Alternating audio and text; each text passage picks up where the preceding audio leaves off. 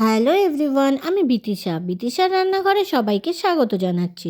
আজকের রেসিপি বেগুন আলু কাঁচা টমেটো দিয়ে কাতলা মাছের হালকা ঝোল। তার জন্য প্রথমে কয়েক পিস কাতলা মাছের পিস নিয়ে নেব। মাছে পরিমাণ মতো লবণ ও পরিমাণ মতো হলুদ দিয়ে ভালোভাবে মাখিয়ে নেব। 10-15 মিনিট রেখে দেব। অন্যদিকে বেগুন আলু কেটে ধুয়ে নেব।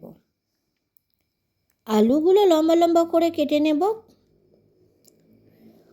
কড়াইতে অল্প পরিমাণে তেল গরম করে নেব। তেল গরম হলে লবণ হলুদ মাখানো কাতলা মাছ এক এক করে গরম তেলের মধ্যে দিয়ে দেব।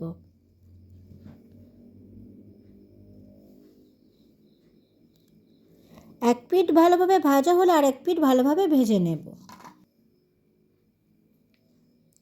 দুই পিঠ ভালোভাবে ভাজা হলে ভাজা মাছগুলোকে এক এক করে তুলে নেব।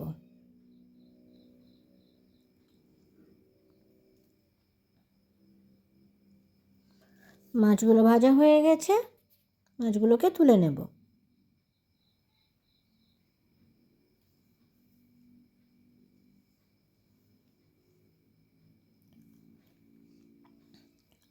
মাছ ভাজার তেলে আরও অল্প পরিমাণ তেল গরম করে শুকনো লঙ্কা ও গোটা জিরে ফোড়ন দেব। ফোড়ন ভাজা হলে দেব লম্বা লম্বা করে কেটে রাখা আলুগুলো ভেজে নেব। আলুগুলো লাল লাল করে ভাজা হয়েছে, দিয়ে দেব কাঁচা টমেটো কুচি। আমি 3টি মাঝারি সাইজের টমেটো নিয়েছি। আলু টমেটো কিছু সময় ভেজে নেব।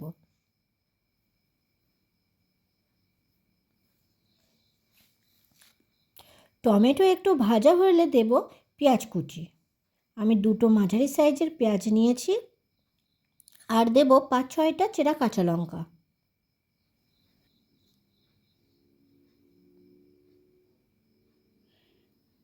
পেঁয়াজ কাঁচা লঙ্কা ভাজা হয়ে গেলে দেব বেগুন।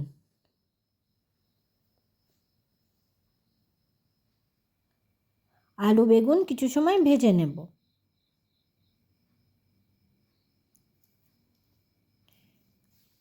দিয়ে দেব 1 চামচ রসুন বাটা, 1 চামচ আদা বাটা।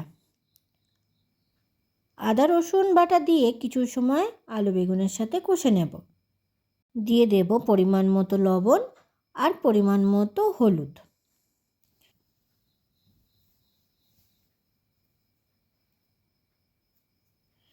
দুই 3 মিনিট আলু বেগুন কষে নিয়েছি, দিয়ে দেব পরিমাণ মতো জল। ঝোল একটু নেড়েচেড়ে নিয়ে ফুটতে দেব।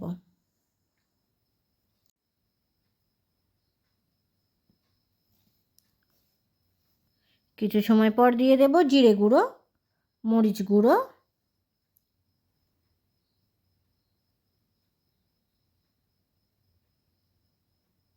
ভালোভাবে নাড়াচাড়া করে নেব।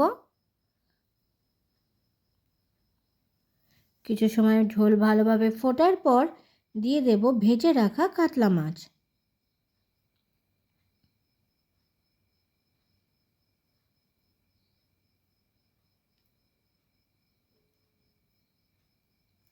মাছগুলো ঝোলের সাথে ভালোভাবে মিশিয়ে নিয়ে আরও কিছু সময় ফুটিয়ে নেব।